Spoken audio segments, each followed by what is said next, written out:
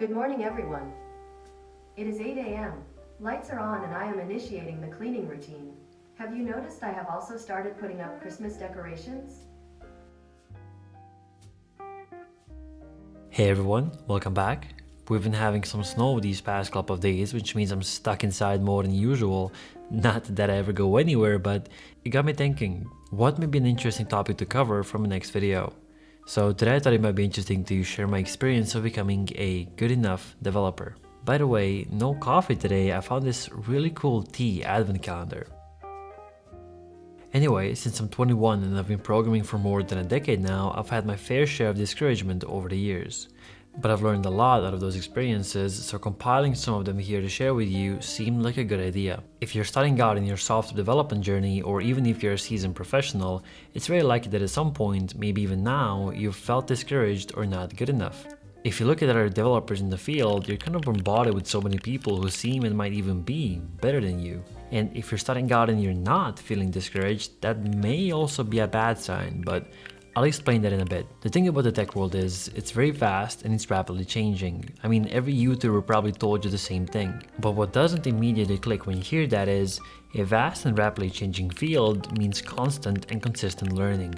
So if you're a person who genuinely isn't constantly learning something new and you dread learning about new topics in the dev world, this field will only get increasingly difficult for you.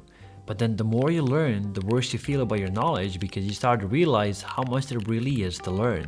And you're just playing catch up all the time while still seemingly behind everyone else. And if you watched any of my content before I transitioned into tech content, you know I'm very big on the Dunning-Kruger effect. The tech world falls perfectly in line with what Mr. Dunning and Mr. Kruger found. Here's a very quick overview of the effect so you're all caught up. The effect weighs your competence and confidence in a particular topic, and it's found that when you're a beginner at something, you're very confident. But when you continue learning, you fall into the pit of despair because now you can finally see how much you don't know. And even seasoned professionals rarely reach that confidence level of a beginner. So adding on to what I said before, if you're feeling confident about your overall skills, there's a chance you're here at the start, which isn't a bad thing overall, just as long as you're aware of how vast the field really is. And if you're feeling discouraged, you're somewhere along this slope. And I have personally painstakingly found myself on the wild ride of the Dunning-Kruger effect. I was so confident when I was starting out, I felt like I could outprogram anyone and I could do anything. And then the real world hit and I felt like a good-for-nothing developer. And so started the uphill climb to the right of the graph. And here's how you can do it too. Well, firstly, the good news is if you're a developer and you've ever felt like you're not good enough, you're probably past the confident beginner phase, so we've completed or skipped the arrogant phase. And the way that I managed to become a good enough developer at this second stage boils down to just two simple principles. Number one, which adds on to my previous video, is focusing my learning on understanding a couple of difficult topics rather than trying to learn 100 technologies. For example, instead of trying to keep up with the latest trends and learn about TRPC, a bit of Svelte, going to AWS, etc., I focused on deeply understanding how Next.js 14 works since I work with it a lot. Sure, you might feel like you're missing out on a lot of trends and that you're falling behind, but understanding one large topic to a large extent goes far beyond having basic knowledge of 50 languages, frameworks, and libraries. Don't let the hype train fool you, because now you can evaluate the importance of those trending technologies and see if they're worth implementing in your workflow. But even more importantly, you should now be able to tackle any problem that is thrown at you because you can use your deep understanding of the technology to find a solution.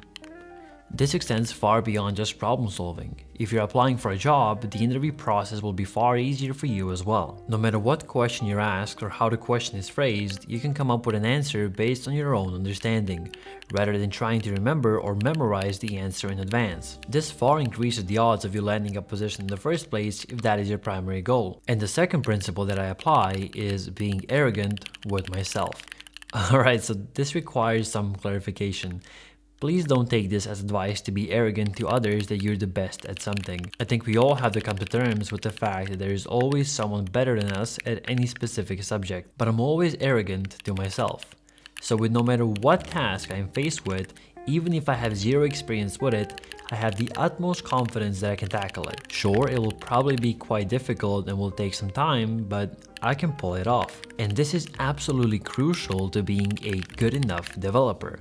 Imposter syndrome is a real thing, but if you're confident that with enough time you can learn anything coming your way, you're able to see a path moving forward where you become better than your competition. I mean, it's really not about the competition anyway, it's about focusing on yourself and your skills so you can grow as a person and as a developer.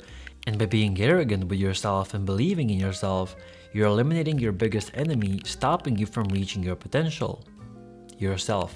And the way that you can build that confidence, or as I like to call it, arrogance with yourself, is by giving yourself a difficult short-term task that you don't feel confident you can pull off, and not giving up until you complete it.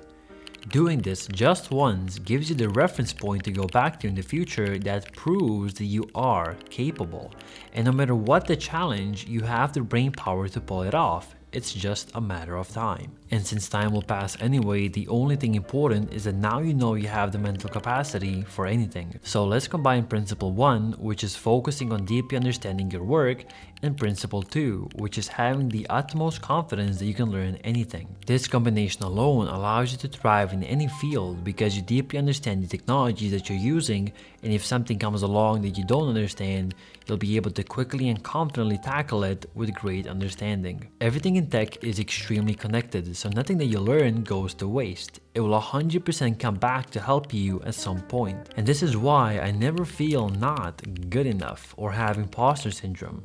I understand what I'm working on, and if I don't, I learn about it with the goal of understanding it. If I feel like I'm falling behind, there's nothing stopping me from advancing my knowledge and coming out ahead. Imposter syndrome can only come to you when you don't feel like you fully understand what it is that you're working on, and when you don't feel like you have what it takes to tackle it. So if I had to give you some actionable next steps from this video, it would be this.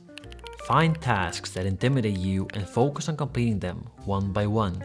Build an entire list of things that prove that you are capable of tackling anything, and your doubts will slowly disappear. This is the only way you can climb the confidence and competence ladder without falling back down every once in a while. And the thing people don't realize is that if you're not climbing the confidence and competence ladder, you're doomed to burn out at some point, because finding meaning in your work is going to be extremely difficult. We all need a sense of progression in our lives if we don't want to feel stuck all the time. A good enough developer is a developer that is open to learning, that understands his work, and a developer that knows that with enough time, the sky is the limit. Alright, I hope this helps. Feel free to drop me an email or a comment if you have any questions, and I'm going to go back to genuinely enjoying the snowy atmosphere. I'm currently in Germany, but originally from southern Croatia, so I'm not used to snow and how cozy it is. That is, as long as I'm inside. I think Moki is also fascinated with the snow. He's never seen it before.